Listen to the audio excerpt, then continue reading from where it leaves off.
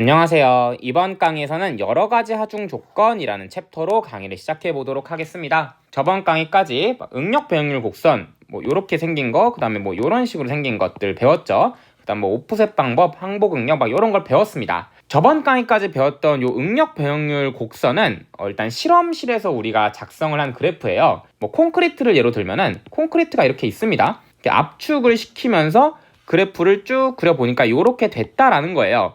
근데 이 그래프의 약간 한계점이 뭐냐면은 실험실에서 하다 보니까 굉장히 제한된 조건에서 쓴 그래프입니다. 그러니까 콘크리트를 예로 들면은 얘가 콘크리트가 2분 안쪽으로 파괴가 된다는 가정하에 그린 그래프예요, 이게. 근데 이제 실제 상황은 좀 다르죠. 콘크리트가 한 몇 년 정도 이제 건물이 되어가지고 무게를 버텨야 되고 이런 식의 다른 하중 조건에서 이 콘크리트가 쓰이게 됩니다. 그러니까 적어도 앞에서 배운 이제 실험실에서 측정한 응력 배응률 곡선과 실제 상황에서 써야 되는 콘크리트의 강도는 약간 차이가 있을 거다라는 거예요. 이제 그게 정확한 어떤 차이가 있냐라는 거는 조금 더 고학년이 되어서야 배울 수가 있는 거고, 이번 강의는 그거에 좀 뭐랄까요, 도입부 같은 느낌으로 강의를 좀 할 겁니다. 어떤 거냐면 그 짧은 시간에 한 큐에 아까 콘크리트를 부쉈던 것처럼 부수지 말고 하중 조건을 좀 여러 가지로 해서 한번 보는 겁니다. 이번 강에서는 이제 총 2개를 다룰 거고요. 첫 번째는 하중을 제거하면 어떻게 될까? 그리고 제거한 상태에서 다시 하중을 또 걸어주면 어떻게 될까? 그러니까 앞에랑 다른 점은 앞에서 배운 응력 배응률 곡선은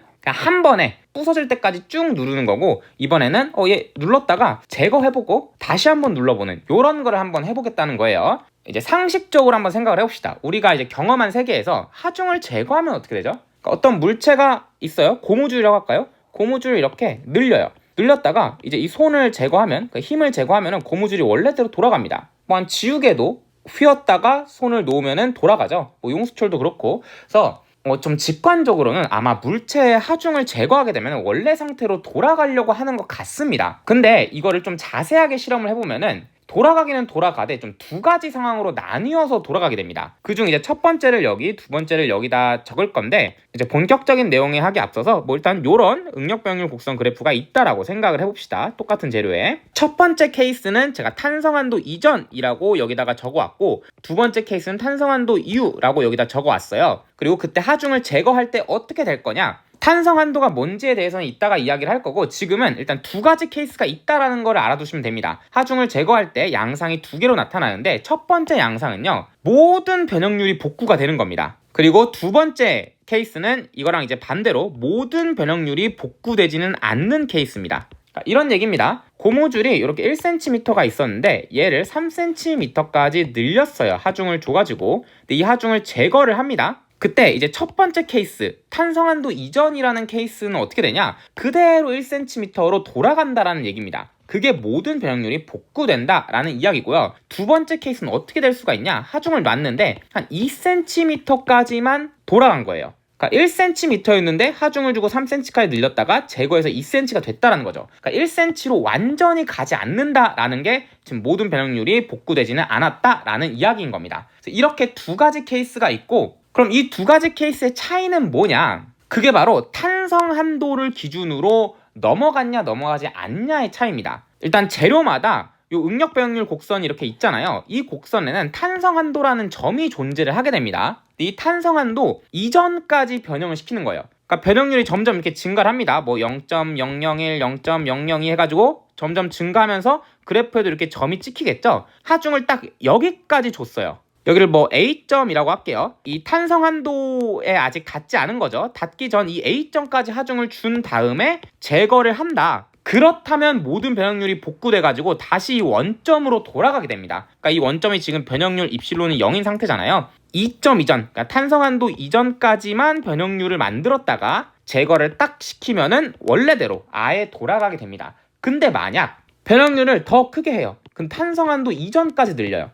탄성한도 이 변형률이 0.3이었는데 내가 한 0.5 정도 늘렸어. 그러니까 더 많이 늘렸으면은 여기선 다시 원래대로 돌아가지 않습니다. 여기서는 이제 제거하면은 이 곡선을 따라서 다시 내려가요. 근데 여기서 제거하게 되면은 요런 직선을 그리면서 내려가게 돼요. 다시 얘기를 하면은 변형률을 크게 해가지고 탄성한도 이후까지 늘렸어요. 그러니까 B점에 지금 도착을 한 겁니다. 이 상태에서 하중을 제거를 하게 되면은 요 선을 따라가요. 그러니까 요 선은 이따가 어떤 선인지 설명을 드릴 거고, 쭉 떨어져가지고 최종적으로 여기에 도착을 하게 됩니다. 제거했을 때. 그러니까 여기 도착했다는 건 무슨 얘기냐면 이만큼의 변형률이 생겼다라는 거예요. 그러니까 아까 첫 번째 그래프처럼 이 점으로 도착을 한다면 제거를 시켜가지고 얘는 입실론이 0이죠. 그래서 원래대로 다 복구가 됐다라는 거고 이 선을 따라서 제거를 하게 되면은 여기에 도착했다는 건 입실론이 뭔가 있었다라는 겁니다. 뭐 한 0.3이라고 할까요? 그러면은 이 물체는 0.3이 그대로 남아있는 상태가 된다라는 거예요. 아까 고무줄 예시로 들어가 보면은 1cm였던 거를 3cm까지 늘려서 2cm가 됐다라고 얘기를 했죠. 그 이 남아있는 2cm가 이 부분에 지금 해당을 하는 겁니다. 그러니까 이만큼의 변형률이 그대로 남아있고 얘를 우리가 영구 변형률이라고 불러줘요. 혹은 잔류 변형률이라고 불러줍니다. 그래서 이 모든 변형률이 복구되지 않았다는 말이 영구 변형률이 남아있다라는 말입니다.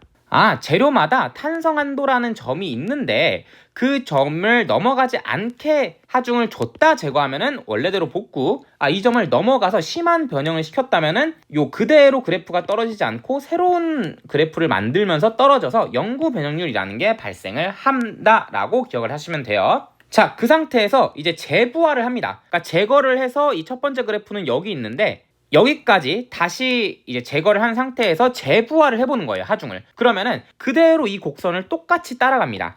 그러니까 처음 했던 거랑 별 차이가 없다라는 거예요. 하중을 제거하고 재부하를 하면은 제거했을 때 원래대로 돌아오고 재부하면은 원래 처음 실험했던 것처럼 이 그래프를 그린다라는 얘긴데 이 두 번째 그래프인 탄성한도 이후에서는 좀 다릅니다. 이 점을 넘어가서 B까지 힘을 줬다가 제거를 해가지고 이렇게 떨어져요. 여기까지 왔죠. 그러면은 이 상태에서 재부하를 하게 되면은 요 선 있죠. 요 선을 따라서 응력 변형률 그래프가 다시 그려집니다. 그래서 정리를 해보면은 탄성한도 이전에서 제거를 했다가 재부하를 한 케이스는 원래 응력 변형률 곡선을 따라갑니다. 근데 탄성한도 이후에서 제거를 했다 재부한 경우에는 요 선 있죠. 요 선을 이제 하중 제거선이라고 부를 건데 새롭게 생긴 하중 제거선을 따라가게 됩니다. 그러니까 요 선이 하중 제거선인 거예요.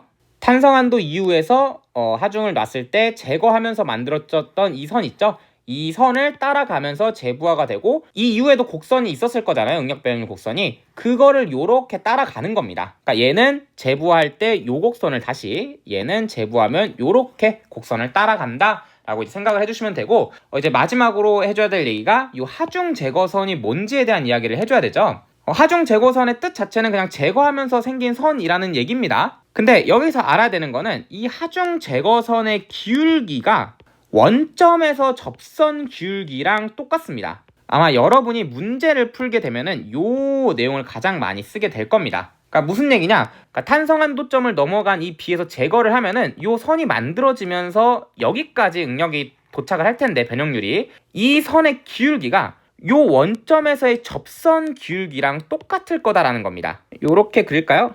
그러니까 이 선과 이 선이 이제 평행할 거다라는 이야기예요. 약간 좀 이제 추상적인 감이 있으니까 뒤에 이제 제가 예제를 일단 하나 만들어 왔어요. 이 예제를 풀면서 좀 설명을 드릴게요. 재료가 있습니다. 재료는 입실론 y가 0.002, 시그마 y는 400MPa입니다. 이 입실론 y와 시그마 y가 아직 안 익숙한 사람이 있을 수도 있는데 이 입실론 y는 항복 변형률이라는 거고 시그마 y는 항복 응력이라는 거예요. 그러니까 응력 변형률 곡선이 뭐 이런 식으로 이제 그려질 텐데 요 직선, 그러니까 요 일자선이 시작하는 지점 있죠? 여기. 그러니까 여기의 변형률, 여기가 이제 입실론 y라고 우리가 칭합니다. 얘를 항복 변형률이라고 불러주고 적을까요? 여기 위에다가 얘가 항복 변형률, 그 다음에 그 옆에 있는 시그마 y는 항복 응력이라고 우리가 불러주는 겁니다. 근데 요 점에 요 입실론 값이 입실론 y 항복 변형률이고 여기가 바로 0.002라는 거고요. 그 다음에 요 점의 응력 값이 바로 시그마 y 400MPa이라는 겁니다. 그런 재료예요. 그러니까 이런 응력 변형률 곡선을 가진 재료고 길이는 1.6m입니다. 이 봉에 하중을 가한 뒤 제거를 할 겁니다. 이 상황에서 문제가 두 개예요. 첫 번째는 봉에 하중을 가해요. 가해서 요 늘어난 길이 델타가 8mm입니다. 늘어난 길이가 8mm일 때 제거시킨 뒤 영구 변형률과 최종 길이는 어떻게 될 거냐가 A번이고 B는 똑같은데 늘어난 길이가 2mm일 때를 물어본 겁니다. 자, 그러면 여기다가 A번을 풀게요. 일단 하중을 가하고 제거를 해가지고 영구 변형률과 최종 길이를 물어봤어요. 그럼 일단 제거를 할 거니까 원래대로 돌아가겠죠? 변형률이. 근데 앞에서 설명을 했다시피 탄성한도 이전까지만 하중을 줬었냐 아니면 탄성한도 이후 넘어가서까지 하중을 줬냐라는 걸 우리가 체크를 해줘야 돼요. 그러면 탄성한도라는 게 주어져야 되잖아요. 근데 여기는 탄성한도가 주어지지 않았습니다. 왜냐면 대부분 재료 있죠. 여기다가 필기를 할게요. 대부분 재료는요, 탄성한도가 항복 응력과 똑같습니다. 그러니까 거의 비슷해요. 완전 똑같진 않은데 거의 비슷하다고 봐도 됩니다. 그래서 요거는 이따가 다시 문제를 다 풀고 설명을 추가로 드릴 건데, 지금은 탄성한도가 항복 응력이랑 똑같으니까 요 400메가파스칼이 지금 탄성한도라는 겁니다. 그러면 이 얘기는 뭐냐? 탄성한도 이전이냐 이후냐 라는 걸 보라는 거는 지금 요 점 기준으로 이 8mm의 변형이 왼쪽에 들어가 있냐 오른쪽에 들어가 있냐를 보라는 겁니다. 이쪽 부분에 있냐 이쪽 부분에 있냐를 보라는 건데, 그러면은 일단 8mm를 만들었을 때 이 그래프가 어디 찍혀야 되는지를 아니까 요 입실론 값을 먼저 구해보는 게 순서일 것 같습니다. 입실론은 L분의 델타죠. 그러니까 지금 요렇게 1.6m 봉이 있는데 얘를 늘려가지고 좀 길이가 이렇게 늘어났을 텐데 요 길이가 8mm라는 거예요. 그 앞에서 우리가 변형률은 L분의 델타라고 배웠으니까 얘가 지금 8분의 1600이 될 겁니다. 단위를 다 맞춰서. 자, 그럼 얘는 0.005가 돼요. 자, 0.005 그래프에서 찍어보면은 여기가 0.00이니까 여기쯤 있겠죠? 그래서 얘는 지금 탄성한도인 여기 점을 지금 훨씬 넘어가게 됩니다. 그래서 여기 있을 거예요, 점이. 근데 그 상태에서 그러니까 8mm일 때는 지금 여기인데 제거를 한다고 합니다. 그러면 탄성한도가 넘어갔어요. 그러니까 여기 있다가 제거를 하게 되면은 하중 제거선을 따라서 제거가 됩니다. 근데 그 하중 제거선의 기울기가 원점의 접선 기울기라고 했죠. 그러면은 원점 접선은 지금 얘죠. 그러니까 1차 함수니까 접선이 얘일 겁니다. 이 기울기랑 똑같이 이렇게 떨어진다라는 거예요. 요렇게 떨어지겠죠? 그럼 요렇게 제거해가지고 여기까지 떨어졌어요. 그 다음 영구 변형률을 구하라고 했는데 영구 변형률이 뭐였죠? 여기입니다. 그러니까 하중을 제거해서 뚝 떨어진 다음 원점에서부터 거리, 여기가 영구 변형률인데 그러면은 여기는 어차피 원점이니까 여기 점을 알면 돼요. 그럼 여기를 이제 x라고 해볼까요? 여기를 이제 x라고 해보면은 뭐 간단한 식이죠. x분의 400은 그러니까 이 지금 기울기를 구한 겁니다. 이 직선의 기울기는 요 x축분의 요 y축인데 y축이 지금 400메가파스칼이죠. 그래서 x분의 400은 여기 0.002분의 요렇게 해가지고 400이 될 겁니다. 그럼 x는 0.002가 나오겠죠? 그래서 여기 x값 지우고 다시 써주면은 여기가 0.002가 됩니다. 그러면 이 점은 뭐죠? 요 점은 0.003이 될 거예요. 왜냐면 여기서부터 여기까지가 0.003이어야지 0.001을 더해서 0.005가 될 거잖아요. 자, 그러면 영구 변형률 여기는 0.003이 답입니다. 그래서 영구 변형률은 0.003이 되는 거고요. 그러니까 변형률이 0.003이니까 변화된 길이는 1600에다가 0.003을 곱한 게 될 거예요.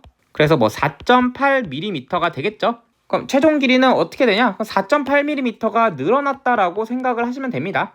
이거 왜 1600 곱하기 0.003을 하나요? 라는 거는 지금 그래서 결국 변형률이 0.003이 됐다라는 거잖아요. 근데 변형률은 L분의 델타입니다. 근데 L이 1.6m인 거고 델타, 그럼 결국 늘어난 델타를 계산해서 0.003을 맞추면 되고 그럼 델타가 4.8이 된다라는 얘기입니다. 자, 그 다음에 B번.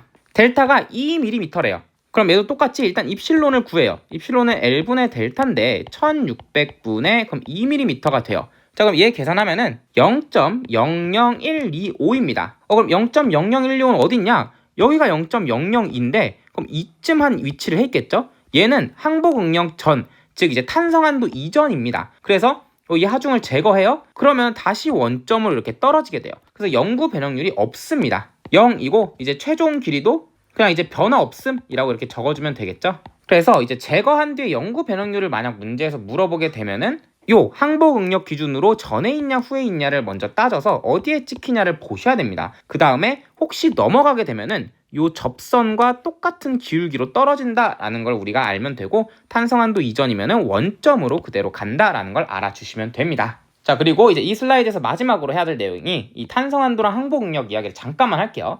탄성한도 항복응력은 원래는 약간 다릅니다. 그러니까 탄성한도라는 거는 아까 앞에서 설명드렸다시피 그 변형률 복구의 기준이 되는 점이에요. 그러니까 변형률 복구 기준이라는 거는 전체 복구가 다 되냐 아니면은 일부만 복구가 되냐 그거에 이제 기준 역할을 하는 게 탄성 한도고요. 항복 응력의 원래 정의는 뭐냐면 좀 쉽게 써가지고 일직선이 시작되는 점입니다. 제가 편의상 일직선이라고 했지만 뭐 일직선은 얘도 일직선이고 얘도 일직선이죠. 근데 여기서 말하는 일직선은 얘를 지금 말하는 겁니다. 이게 이제 항복 구간인데 요 일직선이 시작하는 점을 항복 응력이라고 부르고요. 그 변형률 복구의 기준이 탄성 한도라고 불러요. 얘네 둘은 원래 아주 약간의 차이가 있긴 합니다. 항복 응력이 이 정도 있으면 탄성 한도는 이쯤 있거든요. 엄청나게 작은 차이이기 때문에 그냥 보통은 우리가 얘네 둘을 같다라고 해도 무방하게 됩니다. 원래 뜻은 다르되 이제 실험을 해보니까 얘네 둘은 거의 같아서 그냥 같게 취급을 해주자 정도로 기억을 하시면 될 것 같습니다. 자, 이제 슬라이드를 넘겨가지고 두 번째 하중 조건인 장기 하중을 할 겁니다. 그러니까 우리가 지금 하고 있던 게 하중 조건을 좀 다르게 해서 재료를 관찰해보자 그런 이야기를 하고 있었어요. 그 중에 이제 첫 번째가 제거한 뒤에 다시 한번 재부화를 해보자라는 거였고, 두 번째는 이제 장기 하중에 대한 이야기입니다. 그러니까 실험실에서의 하중은 굉장히 짧은 시간이라고 말씀을 드렸죠. 아까 그 콘크리트 예시로는 콘크리트가 2분 안쪽으로 부러져야 한다. 자, 근데 만약에 하중을 계속 받게 되면 어떻게 될까요? 그러니까 부서지지 않고 오래 하중을 준다라고 생각을 해보는 겁니다. 그럴 경우에 즉 장기 하중이라는 조건 하에서는 크리프라는 현상이 발생을 하게 돼요. 자, 크리프가 뭔지 결론을 먼저 적고 가면은 얘는 오랜 시간 하중이 작용을 하잖아요. 그것 때문에 추가로 변형률이 발생하는 현상을 말합니다. 자, 어떤 의미인지 이 그림을 통해서 설명을 드릴게요. 이렇게 고정 지지가 돼 있고 봉이 있을 때 하중피로 잡아당긴다라고 생각을 해봅시다. 자, 그때 뭐 델타 제로만큼 늘어났다고 해볼게요. 이 상황을 여기에 그래프로 그려야 되는데 지금 이제 슬라이드에 오타가 있네요. 지금 여기 변형률 응력을 그려왔는데